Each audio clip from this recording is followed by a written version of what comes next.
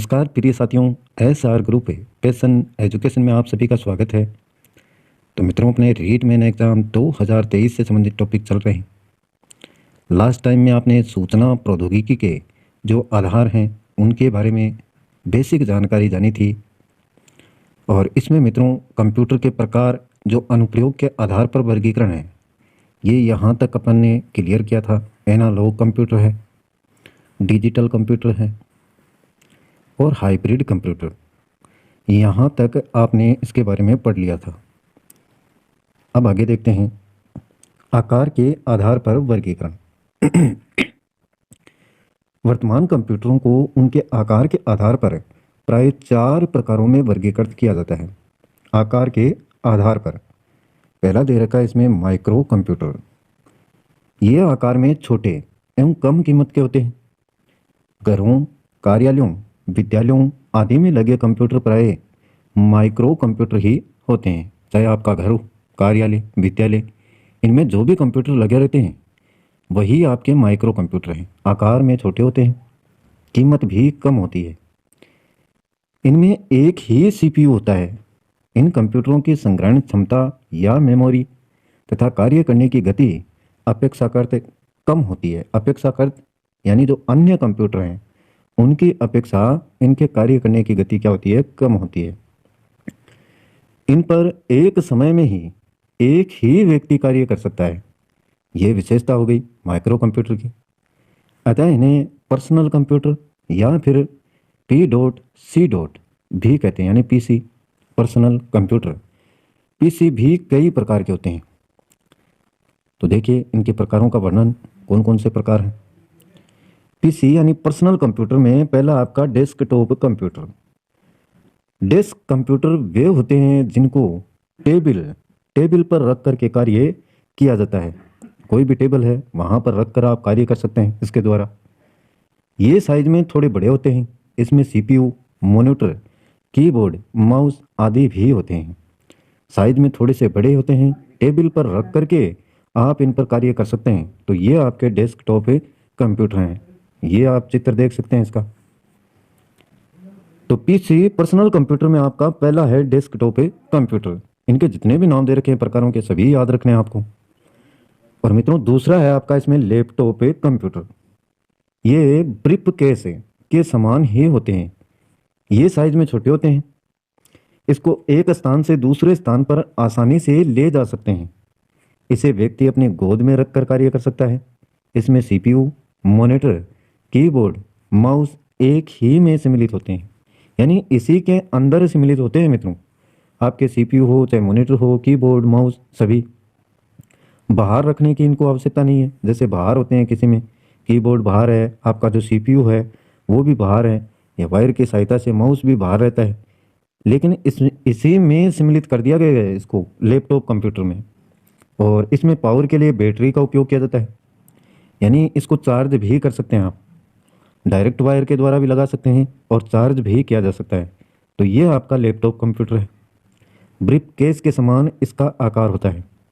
Size में थोड़ा छोटा होता है। एक स्थान से दूसरे स्थान पर आसानी से आप इसको ले जा सकते हैं। गोद में रखकर इसके द्वारा कार्य किया जा सकता है। तो ये पीसी का दूसरा प्रकार। और तीसरा देखते हैं। तीसरा जो प्रकार है उसका नाम है पाम टॉप कंप्यूटर। यह लैपटॉप कंप्यूटर से साइज में छोटे, कंप्यूटर से साइज में क्या होते हैं, छोटे होते हैं, जिनको हथेली पर रखकर चलाया जाता है। ये साइज में छोटे और वजन में हल्के होते हैं। इसमें पावर के लिए बैटरी का प्रयोग होता है और इसकी कार्य क्षमता है, कार्य करने की जो कैपेसिटी है वो लैपटॉप से थोड़ी कम होती है। तो ये है मित्रों आपका पाम टॉप कंप्यूटर। देख सकते हैं स्क्रीन पर आप। लैपटॉप से थोड़ा छोटा है, कार्य करने की जो कैपेसिटी है वो भी कम होती है, बैटरी इसमें होती है जिससे वो चार्ज रहता है। ये आपका कीबोर्ड है, यहाँ पर देख सकते हैं आप, ये स्क्रीन है। और चौथा प्रकार देखिए पीसी का, पर्सनल कंप्यूटर का, नोटबुक कंप्यूटर। नोटबुक कंप्यूटर सभी प्रकार आपको ध्यान में रखने अच्छे से। नोटबुक कंप्यूटर लैपटॉप कंप्यूटर के समान ही होते हैं, जिसको गोदी में रखकर चलाया जाता है। इन कंप्यूटर को एक स्थान से दूसरे स्थान पर आसानी से ले जा सकते हैं।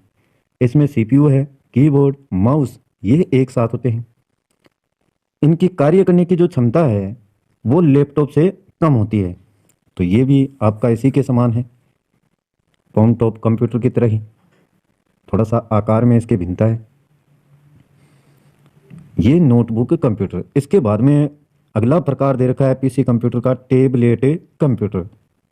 ये मोबाइल से थोड़े बड़े होते हैं, जो आपका मोबाइल है उससे थोड़े बड़े होते हैं, तथा इनको अंगुलियों द्वारा ही चलाया जाता है। यानी जो इसकी स्क्रीन होती है मित्रों, उसको आप टच करके चला सकते हैं, जैसे मोबाइल से मोबाइल को चलाते हैं उसी प्रकार से। ये देखिए आपका टेबलेट कंप्यूटर, थोड़ा सा मोबाइल से आकार में बड़ा होता है सिर्फ, बाकी मोबाइल ही है। दूसरा प्रकार है आपका मिनी कंप्यूटर। पीसी कंप्यूटर के बाद में दूसरा प्रकार है मिनी कंप्यूटर। ये देखिए क्या होते हैं, ये मध्यम आकार के, या आकार के आधार पर बात कर रहे हैं मित्रों कंप्यूटर के प्रकार की। पहला पीसी हो गया, दूसरा आपका मिनी कंप्यूटर है। मध्यम आकार के सामान्य उद्देश्य वाले कंप्यूटर होते हैं।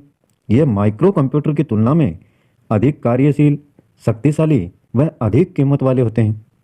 इनकी जो संग्रहण क्षमता है यानी मेमोरी एवं कार्य करने की जो गति है वो अपेक्षाकृत अधिक होती है। इनमें एक से अधिक सीपीयू होते हैं। इन पर एक समय में एक से अधिक व्यक्ति कार्य कर सकते हैं, और इनका उपयोग प्राय बड़े कार्यालय हैं, बैंक हैं आदि में किया जाता है। तो इसकी विशेषता देखिए मिनी कंप्यूटर की, एक तो आकार मध्यम आकार है, माइक्रो जो कंप्यूटर है उसकी तुलना में अधिक कार्यशील, शक्तिशाली है, अधिक इनकी कीमत होती है, और मेमोरी और जो कार्य करने की कैपेसिटी है मित्रों वो भी अधिक होती है। सीपीयू आप इसमें एक से अधिक लगा सकते हैं, और एक से अधिक व्यक्ति इसमें कार्य कर सकते हैं एक साथ में। तो ये आपका दूसरा प्रकार आकार के आधार पर मिनी कंप्यूटर। देख सकते हैं आप स्क्रीन पर लगा हुआ है मिनी कंप्यूटर। आकार के आधार पर तीसरा जो कंप्यूटर का प्रकार है वो है main frame computer. Main frame computer ये आकार में बहुत बड़े होते हैं। इनकी संग्रहण क्षमता या मेमोरी एवं कार्य करने की जो गति है वो बहुत अधिक होती है। इन कंप्यूटरों पर एक समय में कई व्यक्ति कार्य कर सकते हैं। ये अधिक महंगे भी होते हैं, और इनका उपयोग प्राय रेलवे, आरक्षण, बीमा कंपनियों, अनुसंधान संस्थाओं व बड़े व्यावसायिक संगठनों में किया जाता है। तो ये भी उसी मिनी कंप्यूटर की तरह है। मेन फ्रेम कंप्यूटर आकार में बड़े हैं, संग्रहण क्षमता, मेमोरी यानी कार्य करने की जो गति है वो अधिक है। एक समय में एक से ज़्यादा व्यक्ति इस पर कार्य कर सकते हैं, काफ़ी महंगे होते हैं। और इनके कुछ उदाहरण दे रखे हैं, ये आपको ध्यान में रखने हैं। IBM 4300 नाम दे दिया, और नीचे इन कंप्यूटरों के प्रकारों के नाम दे दिए। पूछ लिया जाए कि ये कौन सा कंप्यूटर का नाम है, तो आपको बताना होगा IBM 4300, IBM 4381। जैसे फसलों की किस्मों के नाम याद रखते हैं मित्रों, फसलों की चाहे गेहूं की हो, उसी प्रकार से इनके भी ये प्रकारों के नाम हैं। वेक्स 8842 आदि मेन फ्रेम कंप्यूटरों के कुछ उदाहरण हैं। तो ये मेन फ्रेम कंप्यूटरों के कुछ उदाहरण हैं, इनको विशेष तौर पर याद रखें मित्रों। ये मेन फ्रेम कंप्यूटर है, देखिए काफ़ी बड़ा होता है। और इसके बाद में आकार के आधार पर आपका चौथा है सुपर कंप्यूटर। ये आकार में सबसे बड़े कंप्यूटर होते हैं, और इनकी संग्रहण क्षमता, मेमोरी एवं कार्य करने की गति सर्वाधिक होती है। अधिक जटिल एवं उच्च कोटि की शुद्धता वाली गणनाएं सुपर कंप्यूटर से ही संभव हैं। ये कंप्यूटर सबसे महंगे हैं, इनकी कीमत अरबों रुपए में होती है। इन पर भी अनेक व्यक्ति एक साथ में कार्य कर सकते हैं। इनका उपयोग है वो मुख्यतः वैज्ञानिक अनुसंधान संगठनों, यानी जहां पर रिसर्च किया जाता है, मौसम की भविष्यवाणी करने। अब भविष्यवाणी करते हैं तो वो पूर्व अनुमान के आधार पर करते हैं। अंतरिक्ष अनुसंधान प्रयोगशालाओं, रक्षा संगठनों, नाभिकीय संयंत्रों के नियंत्रण, आनुवंशिकी, अभियांत्रिकी आदि में किया जाता है। तो ये उपयोग इनके ध्यान में रखने हैं। अरबों रुपए इसकी कीमत होती है। जो गणना करने की कैपेसिटी है वो अधिक है, और उच्च कोटि की शुद्धता यानी प्योरिटी जो होती है इसकी गणना में वो काफी सराहनीय है।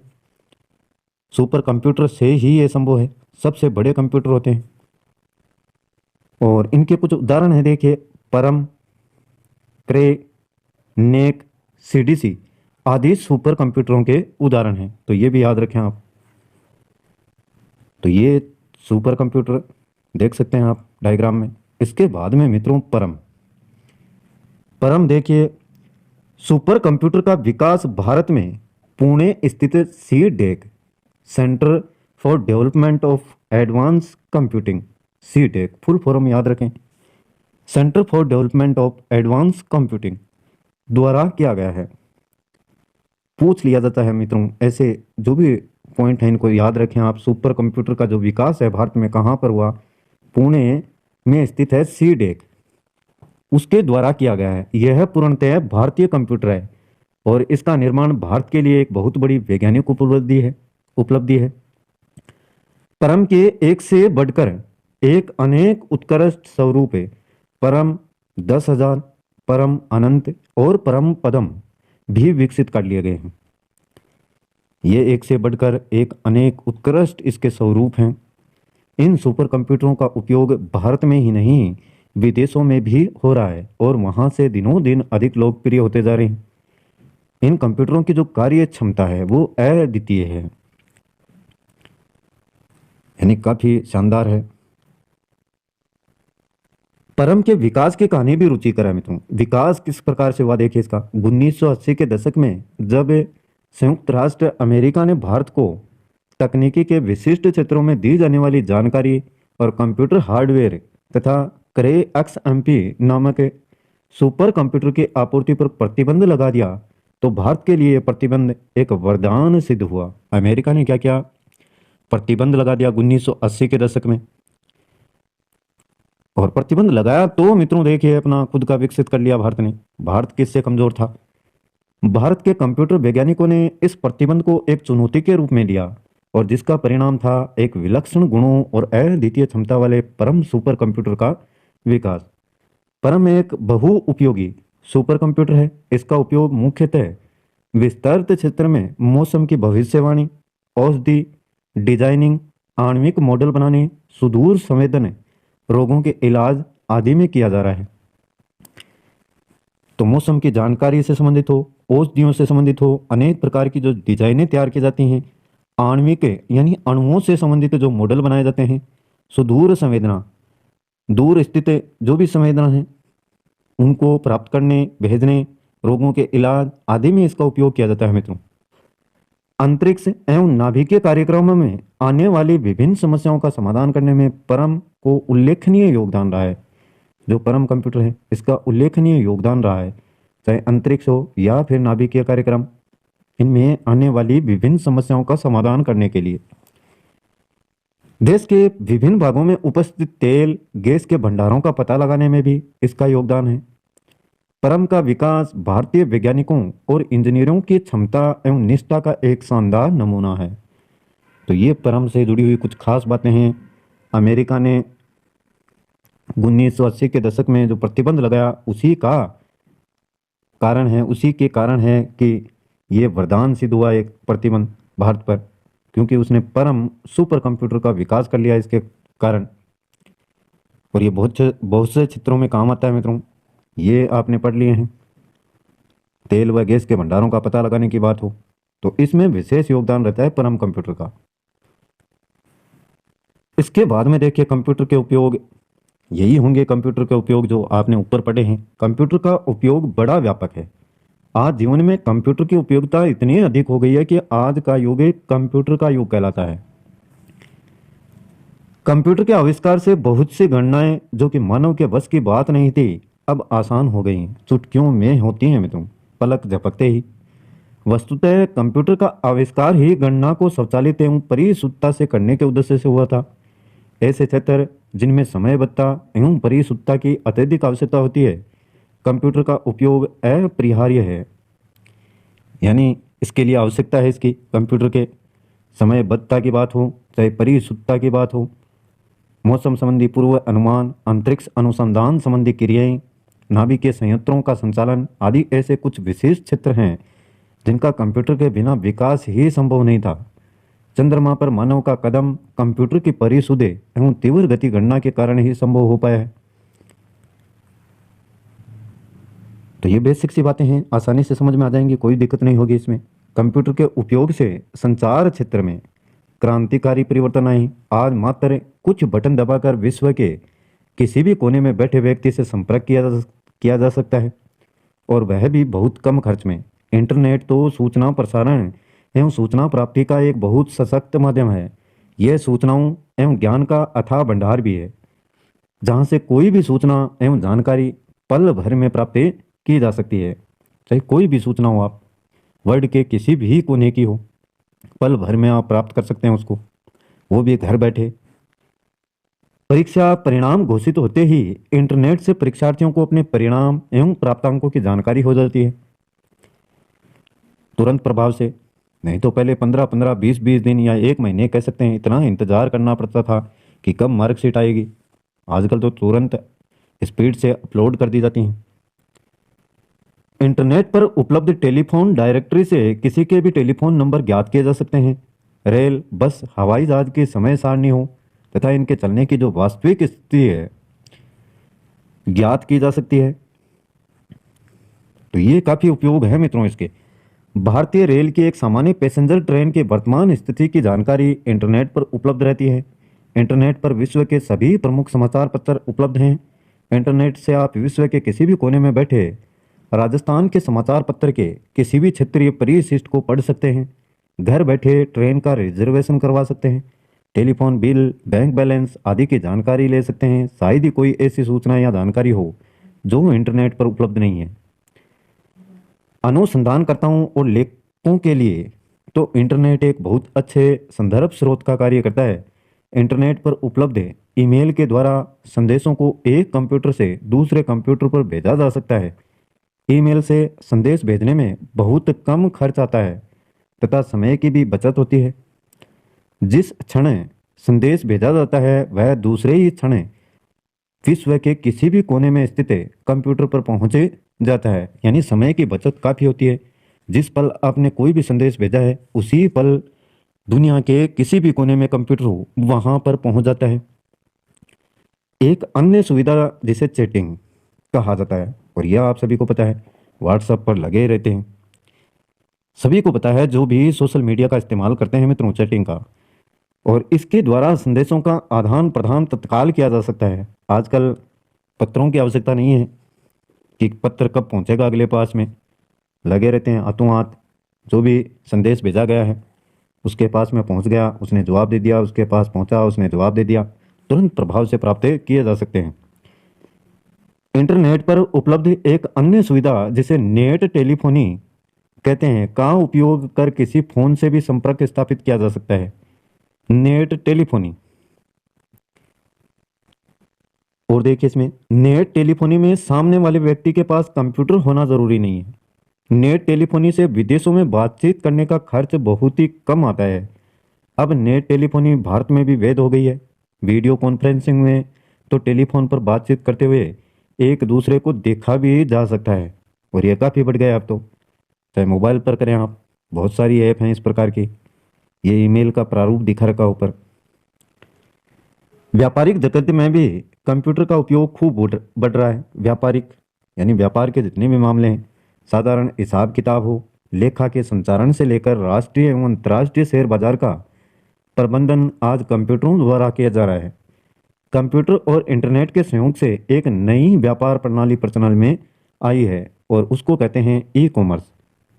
वस्तुओं और सेवाओं को इंटरनेट के जरिए खरीदना एवं बेचना ही क्या है, ई कॉमर्स कहलाता है। इससे उत्पादकों एवं विक्रेताओं यानी उत्पादन करने वाले हैं और विक्रेता हैं को वस्तुओं एवं सेवाओं के विश्वव्यापी बाजार मिले हैं, तथा व्यापारिक सूचनाओं के आदान प्रदान के समय एवं लागत में भारी कमी हुई है। व्यापारिक सूचनाओं के आदान प्रदान के समय और लागत में क्या ये भारी कमी। आज गृहिणियां इंटरनेट के द्वारा अपने घरेलू उपयोग की वस्तुएं घर बैठे ही खरीद रही हैं। घर बैठे सिनेमा के टिकट हैं, होटलों की बुकिंग है एवं यात्रा टिकटों के रिजर्वेशन करवाए जा रहे हैं। तो ये तो हम भी देख रहे हैं कि वस्तुएं घर बैठे ही खरीद रही हैं। शाम को पता चलता है कि हाँ आज आया है कुछ ना कुछ। बहुत ज़्यादा खरीदारी करने लग गए हैं, और जो छोटे व्यापारी हैं इससे मर भी रहे हैं मित्रों।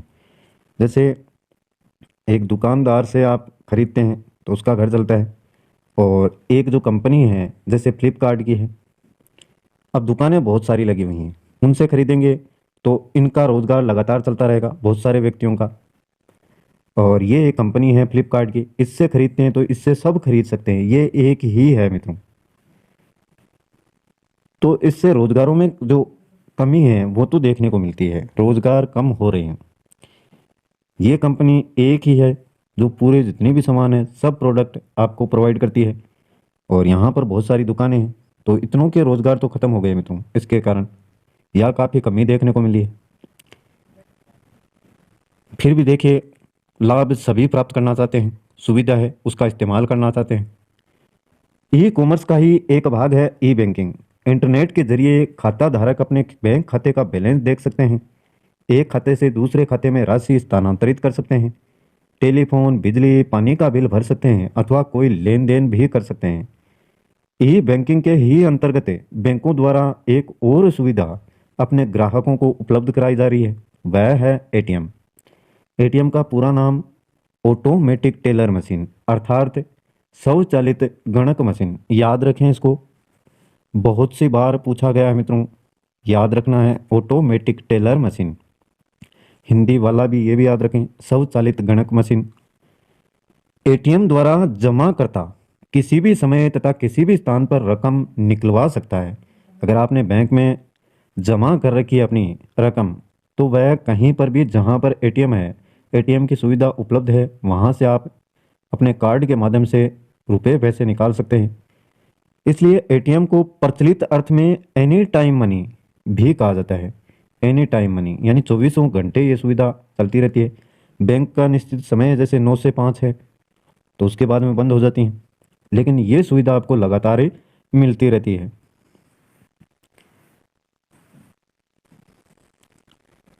और उपयोग देखिए कंप्यूटर के, कार्यालयों में टाइपराइटर का स्थान तो कंप्यूटर ने ले ही लिया है।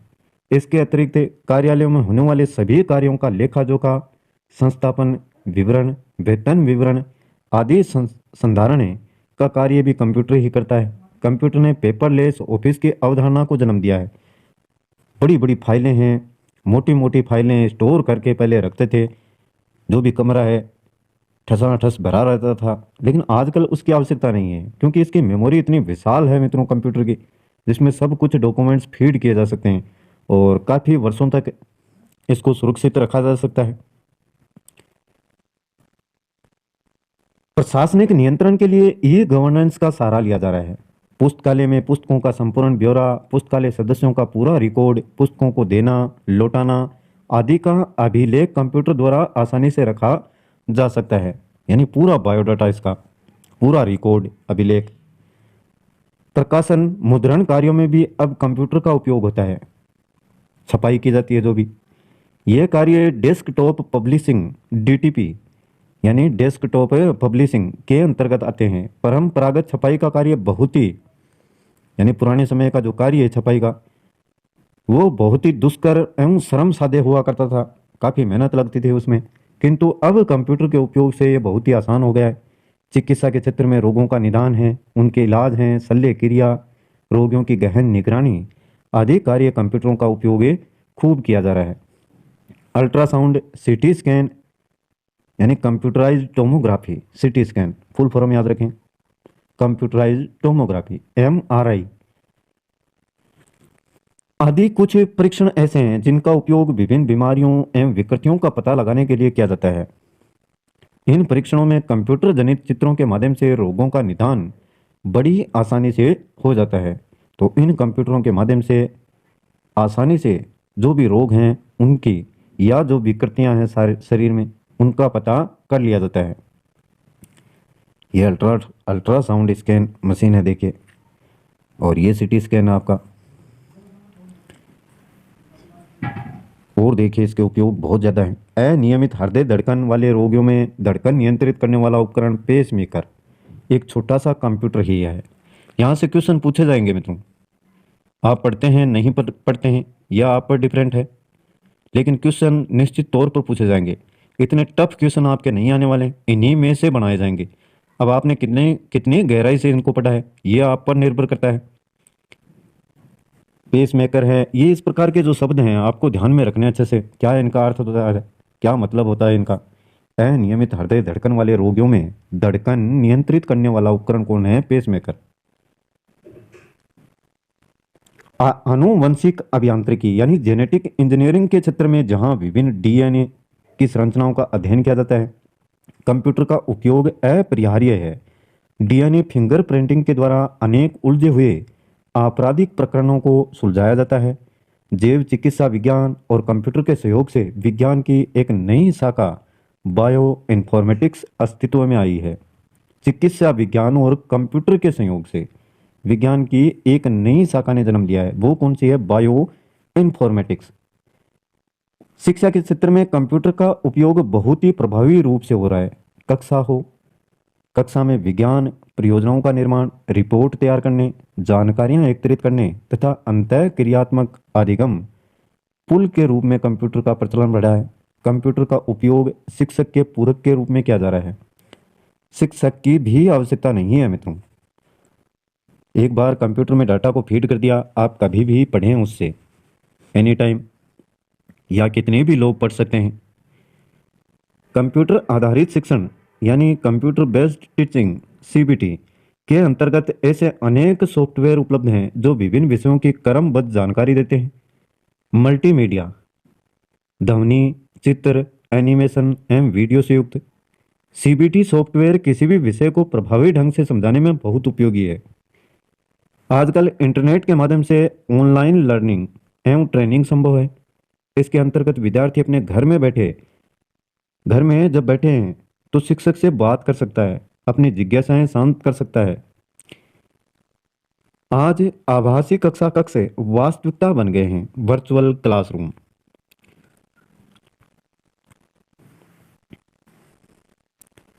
ये रोबोट है और इसका भी बहुतायत इस्तेमाल किया जाता है, ये भी कंप्यूटर के माध्यम से ही। अभियांत्रिकी क्षेत्र में भी कंप्यूटर ने अपना कमाल दिखाया है। किसी भवन, वस्तु, कलपुर्जे आदि के निर्माण में कौन से पदार्थ का उपयोग बेहतर होगा तथा क्या वे आवश्यक तनाव व ताप आदि सहन कर सकेंगे आदि का निर्धारण है कंप्यूटर एडेड इंजीनियरिंग CAE से बड़ी आसानी से किया जा सकता है। कंप्यूटर एडेड इंजीनियरिंग CAE इनके द्वारा किया जा सकता है। बड़े भवन, पुल, हवाई जहाज आदि के निर्माण में CAE का प्रयोग सुरक्षा दृष्टि से अति आवश्यक है। कंप्यूटर एडेड डिजाइनिंग के द्वारा किसी भी वस्तु का भीतरी और बाहरी विस्तृत एवं त्रिआयामी स्वरूप तैयार कर स्क्रीन पर देखा जा सकता है।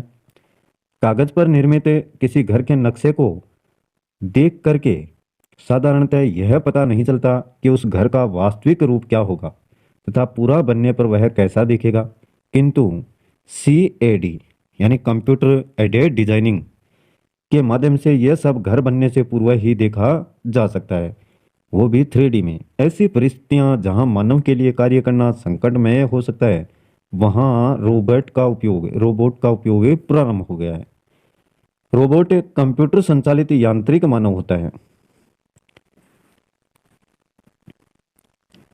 कंप्यूटर का मनोरंजन के क्षेत्र में भी बहुत उपयोग हो रहा है। आज अनेक ऐसे कंप्यूटर गेम उपलब्ध हैं जो न केवल मनोरंजन ही करते हैं अपितु ज्ञान वर्धन भी करते हैं, ज्ञान को बढ़ाने वाले तथा बच्चों की बौद्धिक एवं तार्किक क्षमता का भी विकास करते हैं। कंप्यूटर गेम इतने लोकप्रिय हैं कि छोटे बच्चों को ही नहीं, बड़ी उम्र के लोगों को भी आकर्षित करते हैं। फिल्मों में कंप्यूटर की सहायता से विशेष प्रभाव यानी स्पेशल जो इफेक्ट्स हैं युक्त ऐसे दृश्य तैयार कर लिए जाते हैं जिनका वास्तव में कोई अस्तित्व नहीं होता है। जैसे आपने बाहुबली मूवी देखी होगी, तो उसमें जिस प्रकार के सीनों को यूज किया गया है ये सब कंप्यूटर के माध्यम से ही संभव है। क्या ये वास्तविकता थोड़ी थी उसमें, लेकिन फिर भी शानदार बनाया गया है।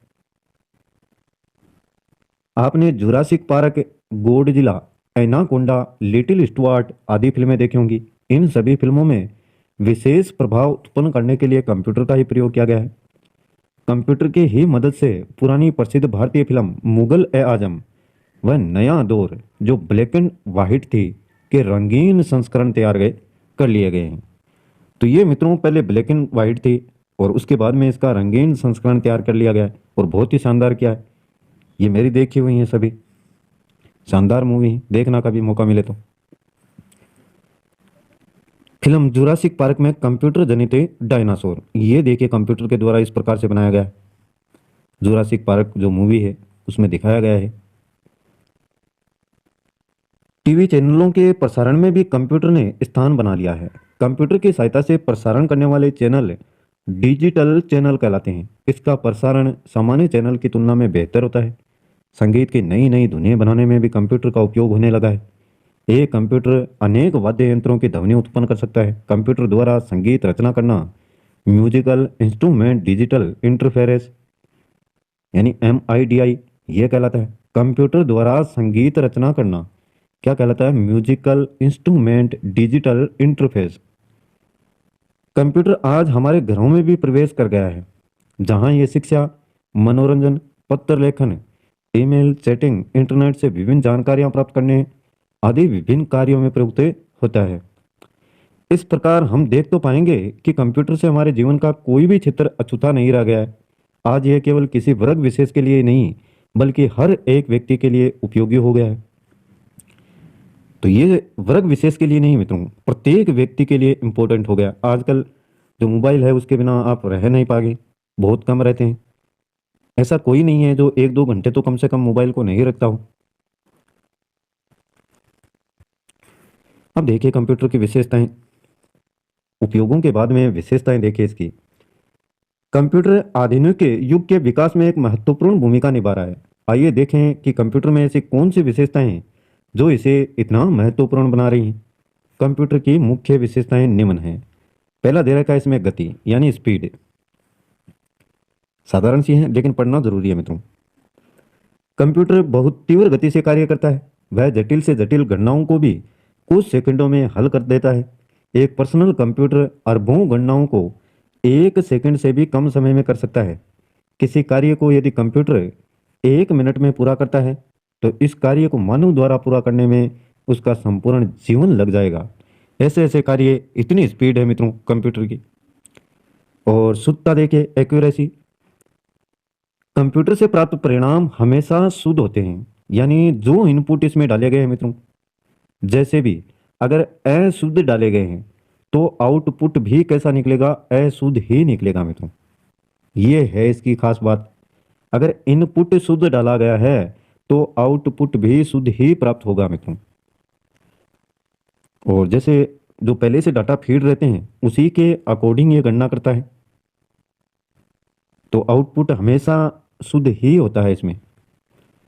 कंप्यूटर को एक बार सही निर्देश देने के बाद वह सारे परिणाम सही निकालता है। शुरुआती जो निर्देश हैं वो आपको सही देने होंगे, उसके बाद में तो परिणाम वह सही ही निकालेगा हमेशा। कंप्यूटर कभी भी गलती नहीं करता है। मानव मस्तिष्क इस प्रकार का बना हुआ है कि उससे गलती हो सकती है, लेकिन कंप्यूटर कभी गलती नहीं करेगा। कंप्यूटर से प्राप्त परिणामों में होने वाली गलतियां मानवीय गलतियों के कारण होती हैं। ये भी मानवीय गलतियों का ही कारण होती हैं। अगर वह गलती कर रहा है क्योंकि उसमें आपने इनपुट ही गलत डाला है तो आउटपुट सही कहाँ से आएगा फिर? कंप्यूटर में खराबी आने से या वायरस आ जाने से भी वह गलत परिणाम निकाल सकता है। ये एक कारण हो सकता है इसका, खराबी आने से या वायरस आ जाने से। तो पहला गति है, दूसरा शुद्धता, तीसरा सह क्षमता यानी डिलीजेंसी। कंप्यूटर कार्य करते करते कभी भी थकता नहीं है, यानी इसकी जो कैपेसिटी है वो शानदार है। निरंतर कई घंटे कार्य करने के बाद भी उसी एकाग्रता एवं गति के साथ में कार्य करता रहता है। चौथा पॉइंट है स्मरण शक्ति। कंप्यूटर में भी मानव मस्तिष्क की तरह स्मरण शक्ति मेमोरी होती है, जिसमें लाखों करोड़ों आंकड़े संग्रह करके रखे जा सकते हैं। आवश्यकता अनुसार इन आंकड़ों को कभी भी फिर से देखा जा सकता है। और पांचवा है व्यापक उपयोगिता। कंप्यूटर का प्रयोग अनेक तरह के कार्यों में किया जाता है, जैसे स्कूल, कॉलेज, अस्पताल, फैक्ट्री, घर, कार्यालय, अनुसंधान, मौसम विज्ञान, मनोरंजन आदि अनेक क्षेत्रों में कंप्यूटर की महत्वपूर्ण भूमिका है, यानी व्यापक उपयोगिता है इसकी। छठा पॉइंट है स्वचालन, ऑटोमेशन। कंप्यूटर में स्वचालन का गुण होने से इसके प्रयोग से मानव श्रम एवं समय की बचत होती है, यानी लगातार चलता रहता है, जब तक आप चलाना चाहें इसको कार्य कर सकता है। संग्रह क्षमता, स्टोरेज देखिए, कंप्यूटर की संग्रह क्षमता बहुत अधिक होती है। इसमें लाखों करोड़ों आंकड़े संग्रह करके रखे जा सकते हैं और ये कभी भूलता भी नहीं है उनको। आप में भूलने की बीमारी हो सकती है, भूल भी जाते हैं, बार बार आपको रटने की पढ़ने की आवश्यकता होती है, लेकिन कंप्यूटर को इस प्रकार की कोई आवश्यकता नहीं होती है। तो ये कुछ विशेषताएं हैं इसकी।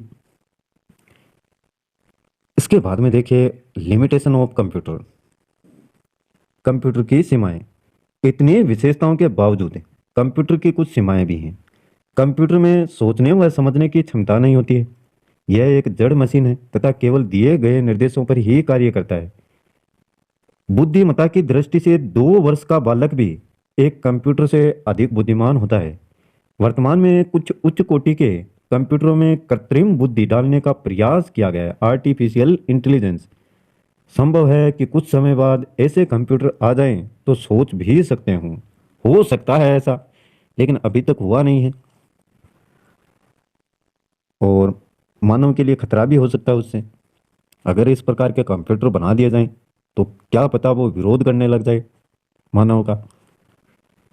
दूसरा दे रखा है कंप्यूटर तकनीकी में तेजी से परिवर्तन होता है, जिससे पुराने कंप्यूटर कम उपयोगी रह जाते हैं। इस कारण कंप्यूटर को अपग्रेड कराने की आवश्यकता पड़ती है, जो कि बहुत ही महंगा पड़ता है।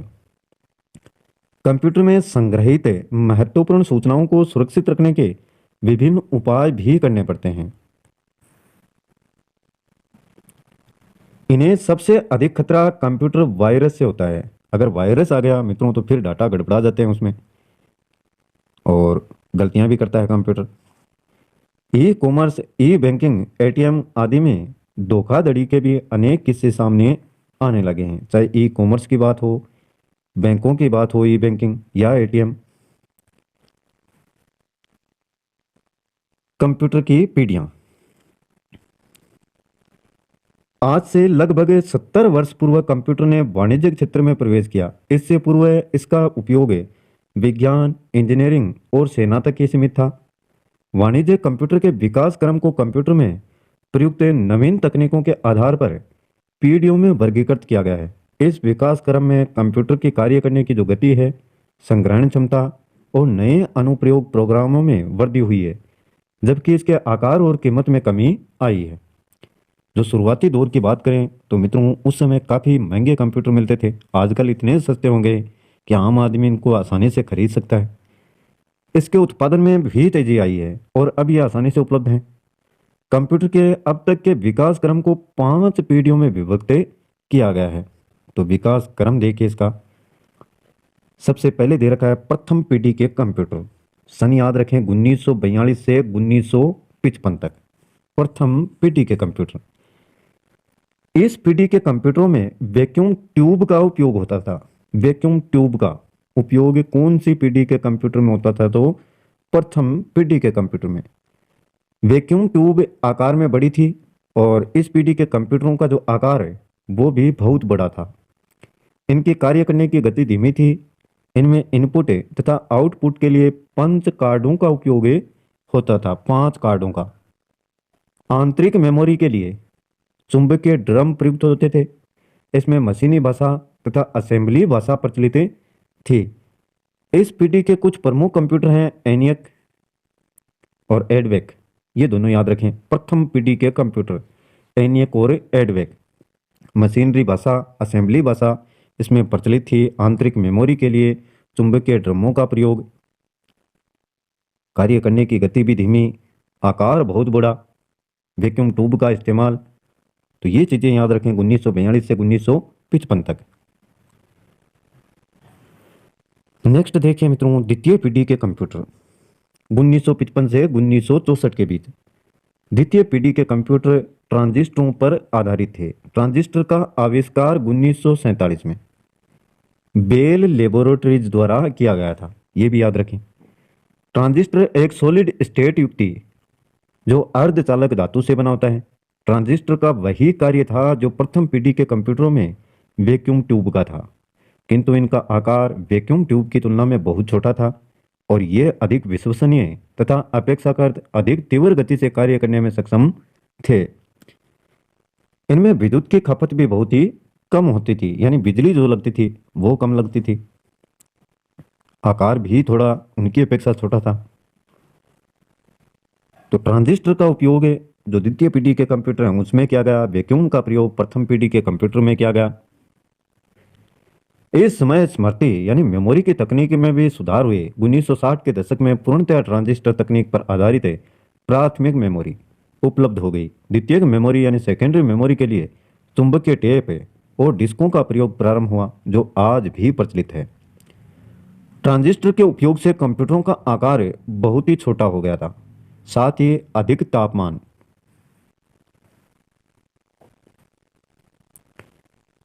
तापमान की समस्या भी बहुत हद तक कम हो गई। इसी कारण इनकी विश्वसनीयता भी बढ़ी।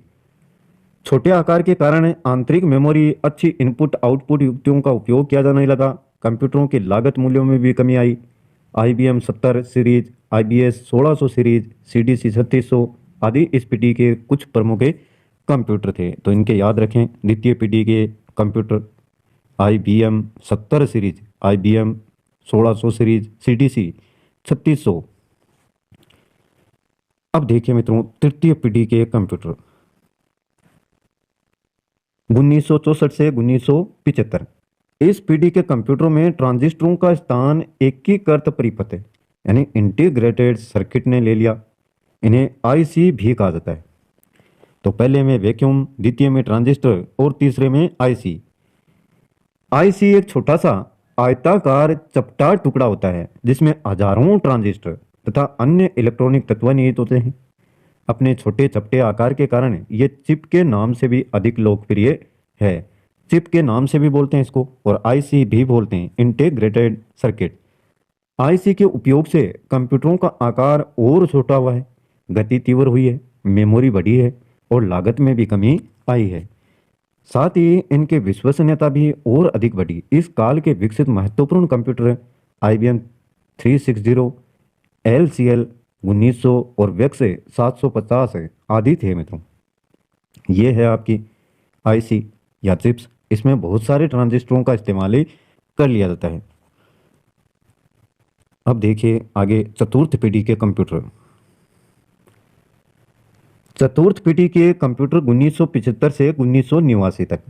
इस पीढ़ी के कंप्यूटरों में बड़े पैमाने के एकीकृत परिपथ very large scale integrated circuits यानी VLSI प्रयुक्त हुए, और इन परिपथों में 1 इंच के चौथाई भाग में लाखों ट्रांजिस्टर और अन्य इलेक्ट्रॉनिक सर्किट समाये होते हैं। अतः इन परिपथों को माइक्रोचिप कहा जाने लगा है। पहला माइक्रोचिप 1970 में इंटेल कॉरपोरेशन ने इंटेल 4004 तैयार किया। इस छोटे से चिप का माइक्रो प्रोसेसर कहा जाने लगा। माइक्रो प्रोसेसर और माइक्रोचिप इनके नाम हैं। माइक्रो प्रोसेसर युक्त कंप्यूटर को ही माइक्रो कंप्यूटर कहा जाता है। तो ये चिप सिस्टम शुरू हो गया चौथे पीढ़ी के जो कंप्यूटर हैं इनमें माइक्रोचिप। ये है देखिए माइक्रोचिप, ये देख सकते हैं साइड में रंगीन दिखाई दे रही है। माइक्रो प्रोसेसर के उपयोग से इस पीढ़ी के कंप्यूटरों का आकार अत्यधिक छोटा हो गया। फलस्वरूप अब तक जिन कंप्यूटरों के लिए बड़े बड़े कक्षों की आवश्यकता होती थी वो अब टेबल पर रखे जाने लगे हैं। पहले रूम, एक कमरे जितने अपने बड़े कंप्यूटर थे या उससे भी बड़े, और फिर धीरे धीरे इनका आकार पांचवी पीढ़ी तक आते आते बहुत छोटा हो गया है।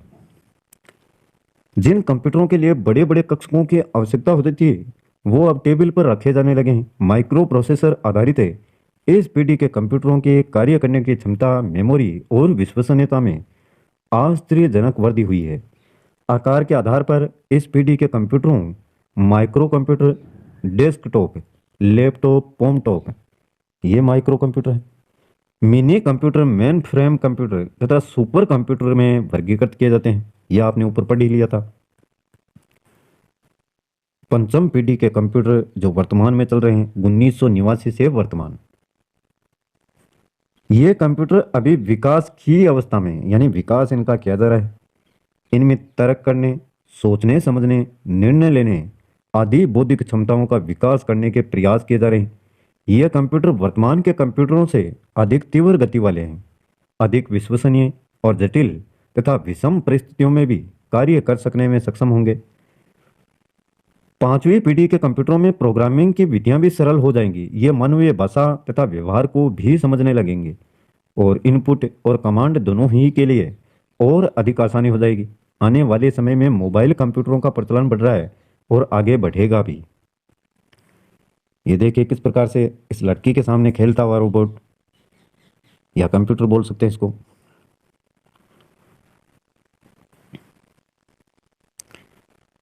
तो ये था मित्रों कुछ कंप्यूटरों के या कुछ विशेष प्रकार के कंप्यूटर। बाकी का टॉपिक जो भी दे रखा है वो कल पढ़ते हैं मित्रों। आज का वीडियो अगर अच्छा लगे तो लाइक करना, अपने मित्रों के साथ में शेयर करना। चैनल को सब्सक्राइब नहीं किया तो प्लीज़ सब्सक्राइब कर लें, जिससे आने वाले प्रत्येक वीडियो के नोटिफिकेशन आपको लगातार मिलते रहें। आज के लिए बस इतना ही, कल फिर मिलते हैं एक नए टॉपिक के साथ। तब तक के लिए जय